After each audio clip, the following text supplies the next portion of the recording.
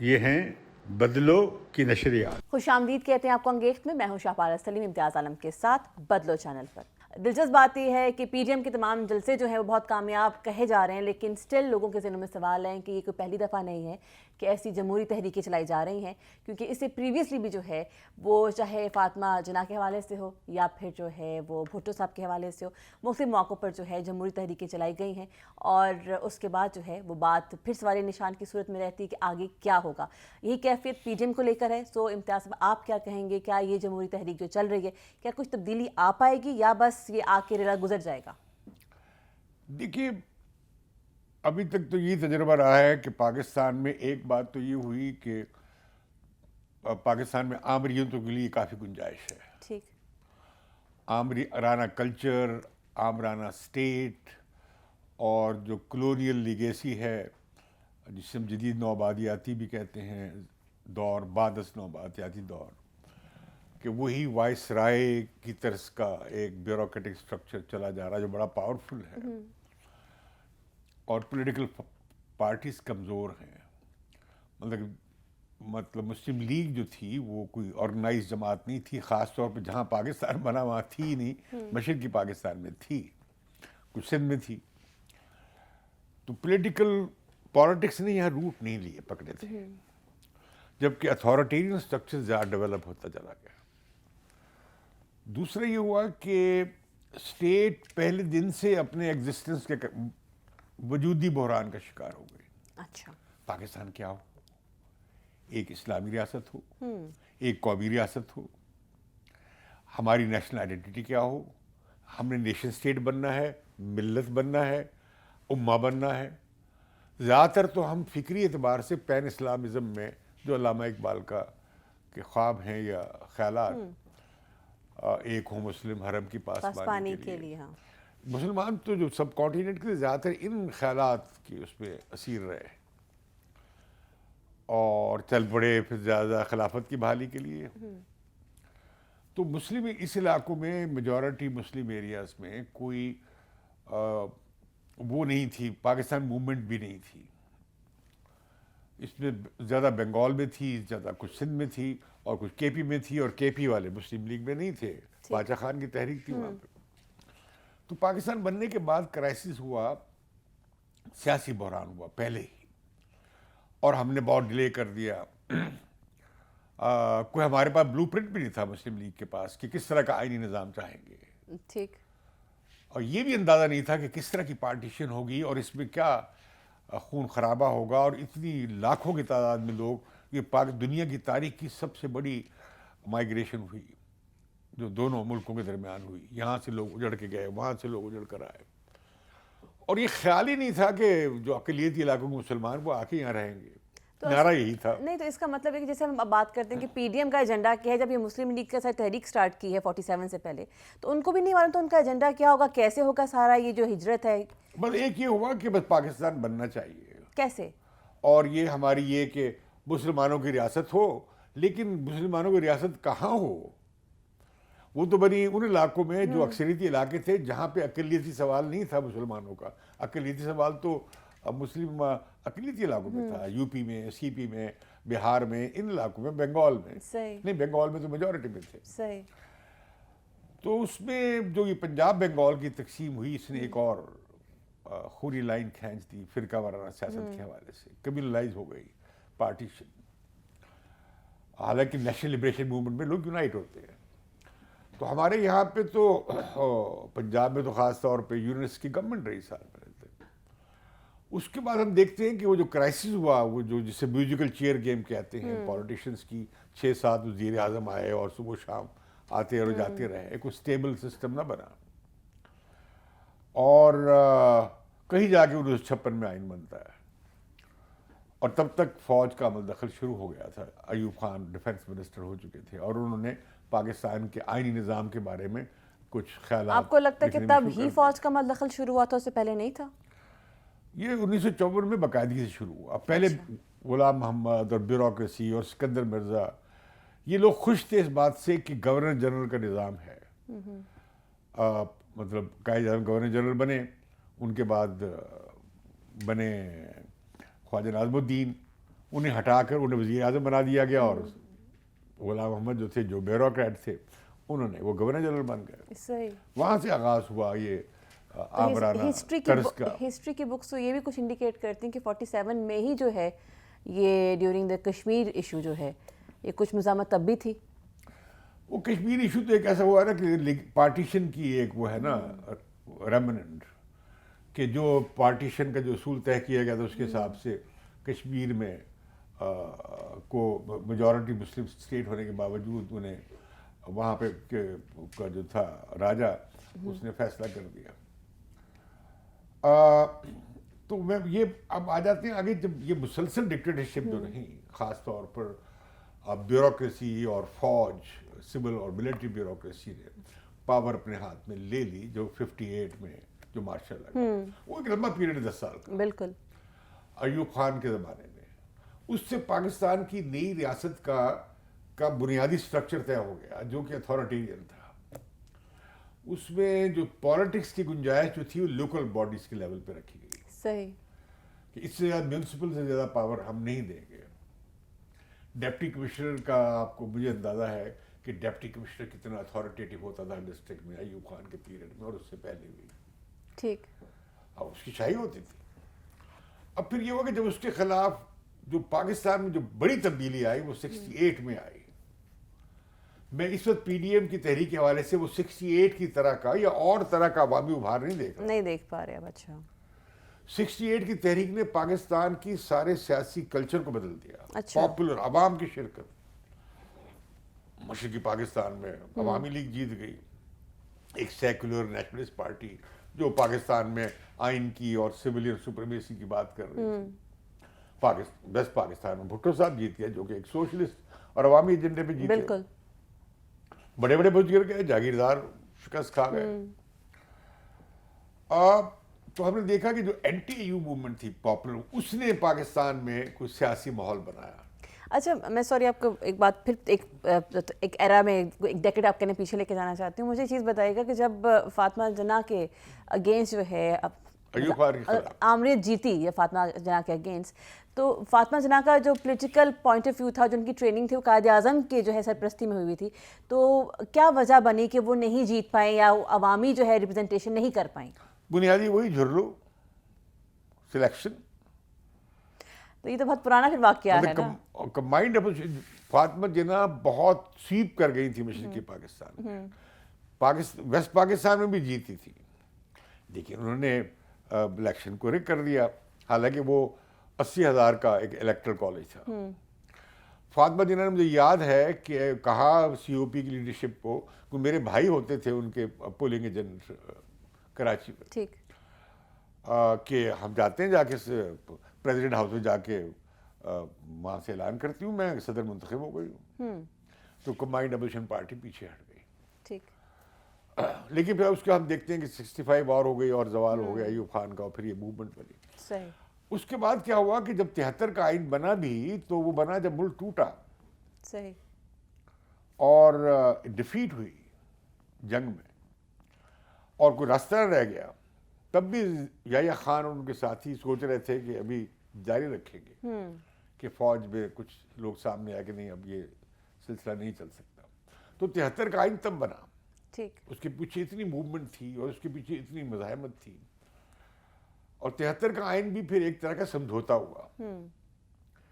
Socialist میں اور liberals میں، مذہبی جماعتوں میں اور نیشنلسٹ جماعتیں، مطلب ہمارے آئین کی بنیاد جو ہے وہی سمجھوتے پہ رکھی گئی ہوئی. لیکن جو وہ تھا ایک 3 جماعتوں کا سہ جماعتی اتفاق، پیپلز پارٹی، نیپ، نیشنل عوامی پارٹی اور جمعیت علماء اسلام، جن کے مفتی محمود جس کی، ان تینوں پارٹیوں کے درمیان ایک معاہدہ ہوا تھا. اس کی بنیاد پہ یہ بلو پرنٹ بنا. لہذا آپ دیکھیں گے اس میں سوشلسٹ پروویژنز بھی ہیں، اس میں بہت لبرل کنسسٹنٹ سیکولر پروویژنز بھی ہیں آئین میں، اس میں اسلامی پروویژنز بھی ہیں. صحیح. تو اس اسلامسٹ خوش کے بھی ہمارا پوائنٹ آف بھی آ گیا، ہم نے سب کو خوش کر دیا، خوش کے بھی ہماری پوزیشن اس میں آ گئی، ڈیموکریٹ خوش کہ ہاں یہ کانسٹیٹیوشن ڈیموکریٹک ہے، نیشنلسٹ خوش کے بھی اس میں فیڈریشن ہے، فیڈرل سسٹم ہے، اٹانومی ہے. تو ایک اچھا سوشل کانٹریکٹ تھا یہ. لیکن یہ ایک خاص وقت تک چلا. ہم نے دیکھا کہ اس کے بعد جمہوریت کی جڑیں بن سکتی تھی، لیکن لیکن ہم نے دیکھا کہ بھٹو صاحب نے بہت پاورفل ہو گئے. اگر پاکستان میں کوئی پاورفل پرائم منسٹر رہا تو بھٹو صاحب تھے. صحیح. ان کی پاپولر سپورٹ آخر تک قائم رہی، ان کے نکالے جانے کے بعد اور بحال ہو گئی. تو بھٹو صاحب نے جمہوری کلچر کو فروغ نہیں کیا، وہ انٹالرنٹ ہو گیا. اچھا. مخالفین کو جیلوں میں ڈال دیا، اپنی پارٹی میں اختلاف والوں کو. ان کے قریبی لوگوں نے کہا نہیں کہ یہ جو کر رہے ہیں جمہوری نہیں ہے عمل. نہیں، اب بھٹو صاحب اتنے بڑے لیڈر تھے، پاپولر لیڈر تھے، کہ انہوں نے ان لوگوں کو جو باتیں کہتے تھے انہیں بھی سائڈ لائن کر دیا. تو میں سمجھتا ہوں کہ اس پیریڈ میں جمہوریت کنسولیڈیٹ ہو سکتی تھی. اوکے. لیکن پھر وہ پی این اے کا ایک سلسلہ شروع ہوا اور ایک رائٹ ونگ ری ایکشن پیدا ہوا بھٹو صاحب کے پاپولزم کے خلاف، نیشنلائزیشن کے خلاف، اور ایک طرح کے لبرل پروگریسو رجیم کے خلاف ایک کنزرویٹو ری ایکشن تھا. پھر ضیاء صاحب آ جاتے ہیں. جنرل ضیاء الحق آ گیا. ضیاء الحق نے تو پھر ہمارے پورے معاشرے کو دھکیل دیا پیچھے. ہر چیز کو انہوں نے رائٹ ونگ کی نظر سے اور بہت ہی دکے نیوسی، تنگ نظر، مذہبی، آمرانہ ایک اتھارٹیرین سسٹم بنایا. آپ کے خیال میں اگر بھٹو صاحب جو ہے وہ اس حد تک مطلب اپنی نہ منواتے جو آپ بات کر رہے ہیں تو کیا ضیاء صاحب کے آنے کی راہ ہموار نہ ہو پاتی؟ میرا خیال ہے کہ اگر بھٹو صاحب اپوزیشن کو ساتھ لے کے رکھتے، چلتے، اور نیب کے ساتھ بھی معاملہ قائم رکھتے. ان کے کلیش سے یہ ہوا کہ ایک طرف تو رائٹ ونگ فورسز کو آگے آنے کا موقع مل گیا، دوسری طرف ضیاء الحق کو ٹیک اوور کرنے کا موقع. اچھا، اب آپ مجھے بتائیے کہ ابھی آپ نے خود ذکر کیا ہے جناب سی او پی موومنٹ چلی، پھر پی این اے موومنٹ چلی، پھر ایم آر ڈی موومنٹ چلی. اچھا، ایم آر ڈی موومنٹ جو تھی ہاں یہ بھی بہت زبردست تحریک تھی. ٹھیک ہے. اس کر کے کہ اس میں براڈسٹ پارٹیز تھیں، اور یہ جمہوریت کے لیے تھی، اور یہ وفاقیت کے لیے تھی. ٹھیک. اور انہیں سامنا کرنا پڑا بڑی خوفناک آمریت کا. اوکے. لاکھوں لوگ جیلوں میں گئے. ٹھیک ہے. دسیوں ہزار سال جیلوں میں پڑے رہے. میں خود 5 سال جیل میں پڑا رہا ضیاء الحق. بالکل صحیح. کسی اخبار میں نام بھٹو صاحب کا نہیں چھپ سکتا تھا، اپوزیشن کا نام نہیں آ سکتا تھا. لوگوں نے ٹی وی کے censorship اس زمانے کی نہیں اوپر دیکھی. Electronic print every thing was like captured. تو میں سمجھتا ہوں موومنٹ فار ریسٹوریشن ڈیموکریسی ایک سیکنڈ گریٹ موومنٹ تھی پاکستان میں، امپورٹنٹ بہت تھی، جس کا آپ دیکھتے کلمینیٹنگ پوائنٹ ہے جب بے نظیر بھٹو واپس آئی 1986 میں لاہور میں. اچھا مجھے ایک چیز بتائیے گا، ابھی آپ جو بات کر رہے ہیں اس سے ذہن میں سوال جو اٹھتا ہے کہ ہر دفعہ کوئی جمہوری تحریک چلتی ہے اور عوام کی ریپرزنٹیشن کے حوالے سے آپ عوامی نمائندے سامنے آتے ہیں، بٹ دین اگین جو ہے وہ بوٹوں کی دھمک ہم سنتے ہیں.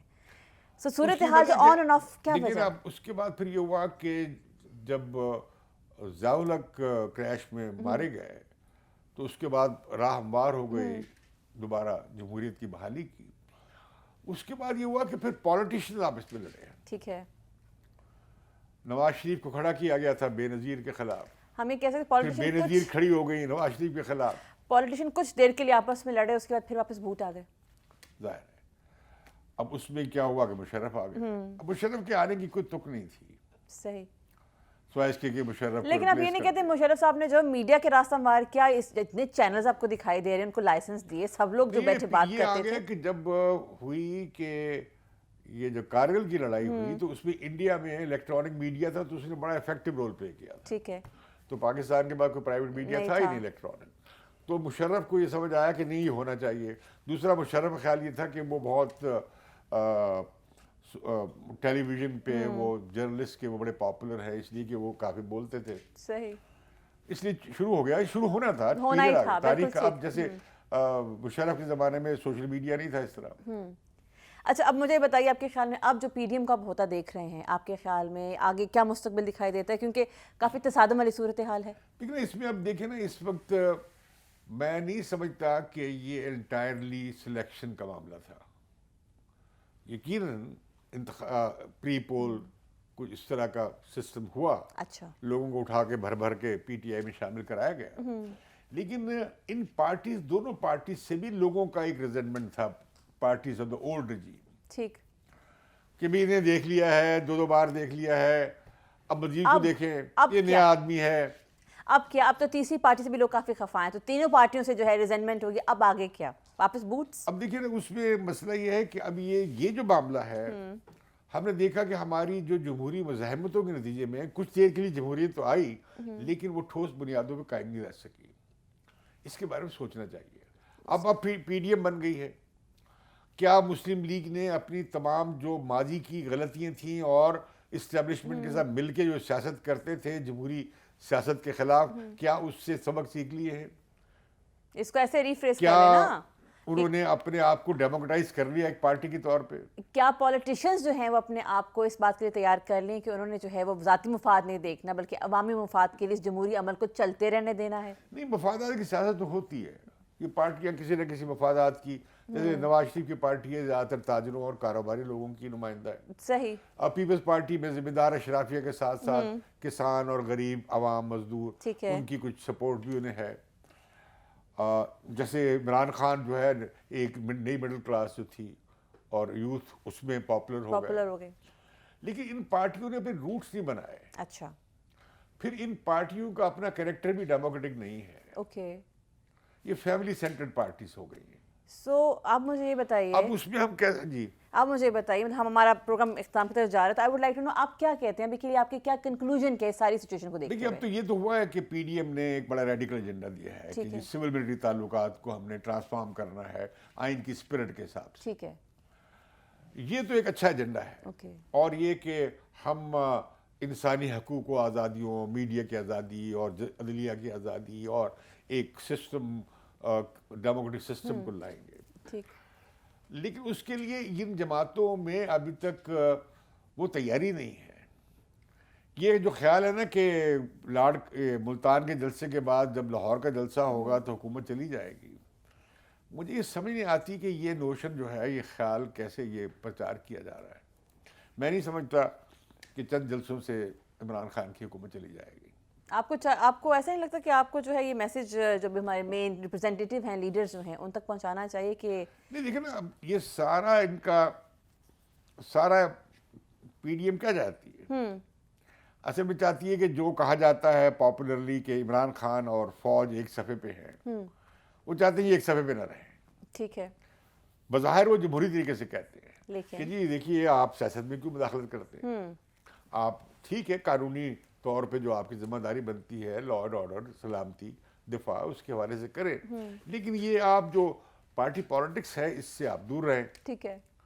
کیونکہ انہیں پتہ ہے کہ عمران خان کی حکومت بڑی تھن میجورٹی ہے, وہ اگر ہٹ گئی اسٹیبلشمنٹ عمران خان کی سپورٹ سے تو دھڑام سے گر جائے گی حکومت. اچھا, اب اگر اتنا ہی ہے پی ڈی ایم نے کرنا ہے, ٹھیک ہے, تو پھر تو جمہوریت کا عمران خان چلے جائے گی, کوئی کولیشن بن جائے گی یا کوئی اگلے الیکشن میں اور پارٹی آ جائے, لیکن یہ سسٹم وائبل نہیں ہے. اوکے. پاکستان میں جو سیاسی آئینی جمہوری نظام وائبل نہیں ہے.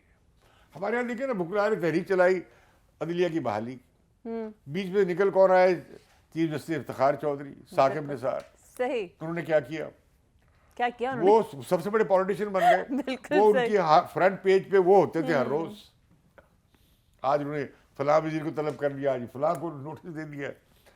ہم نے تو اس میں بھی دیکھ لیا, ہم نے کتنی لڑائی لڑی عدلیہ کی آزادی کے لیے, لیکن عدلیہ عوام کے رائٹس کی پروٹیکٹر بننے کے بجائے, اور انہوں نے الٹا یہ ہوا کہ ڈیموکریٹک سسٹم کو ایروڈ کرنے میں اہم کردار ادا کیا. تو ابھی کے لیے کوئی ڈیموکریٹک موومنٹ جو ہے یا جو رول ہے لوگوں کا, وہ لوگوں کو نہیں واضح کہ کیا کرنا چاہیے. ان کو لگتا ہے کہ حکمران ابھی پریپیئر نہیں ہے. لیکن اب فار ایگزامپل میڈیا ہے, آج تو میڈیا کہہ رہا ہے جی ہم پہ سینسرشپ ہے, واقعی بہت خوفناک کنٹرول آ گیا میڈیا پہ, سنا سوشل میڈیا پہ بھی کرنے جا رہے ہیں. صحیح.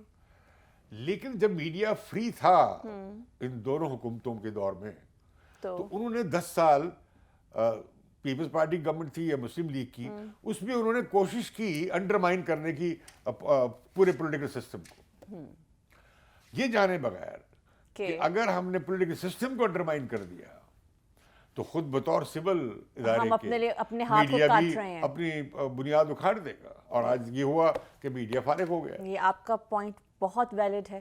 تو لہٰذا میں سمجھتا ہوں کہ یہ پی ڈی ایم کو جو اب کہہ رہے ہیں کہ اب میثاق جمہوریت دینے جا رہے ہیں یا میثاق پاکستان اسے کہہ رہے ہیں, ایک charter of democracy B B اور نواز شریف کے درمیان بھی ہوا تھا, اس سے آگے بڑھ کر میں پوچھنا چاہوں گا کہ بھئی یہ پی ڈی ایم والے ہمیں کیا فنڈامنٹل رائٹس گارنٹی کریں گے, اوکے, یہ صوبوں کو کیا پروونشل اٹانومی گارنٹی کریں گے, یہ سول ملٹری تعلقات کو ری ڈیفائن کیسے کریں گے, تو یہ ابھی تک یہ ان لوگوں نے جوڈیشری کو کیسے ٹھیک کریں ان گے؟ لوگوں نے ابھی تک کوئی ایجنڈا دیا نہیں. اپنے خیال میں جو اب لاہور کا ہونے والا جلسہ ہے اس میں ایجنڈا دے پائیں گے کوئی؟ یہ نہیں, ابھی تو ان کی کمیٹی بن گئی ہے, وہ کنسلٹیشن بھی کر رہے ہیں, سول سوسائٹی سے بھی کر رہے ہیں, لیکن ہم پاکستان کے عوام سے یہ کیا کانٹریکٹ کرتے ہیں؟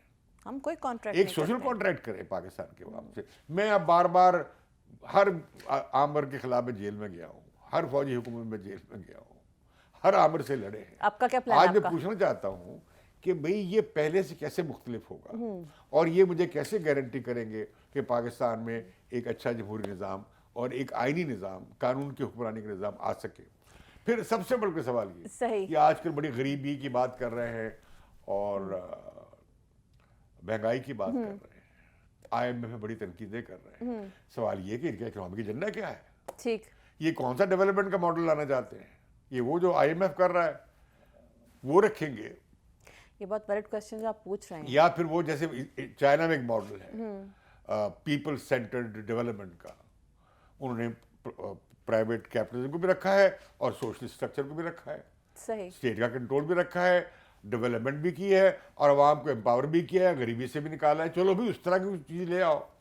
لیکن تینوں پارٹیوں میں دلچسپ بات یہ, حالانکہ پیپلز پارٹی کہتی ہے ہم سوشل ڈیموکریٹک مکسڈ اکانومی کی بات کرتے ہیں, لیکن ان میں اور عمران خان کی جماعت میں ان میں یہی لوگ تھے جو پچھلی حکومتوں میں وزراء بنتے تھے, یہی ایڈوائزرز ہوتے تھے, یہی آئی ایم ایف تھا.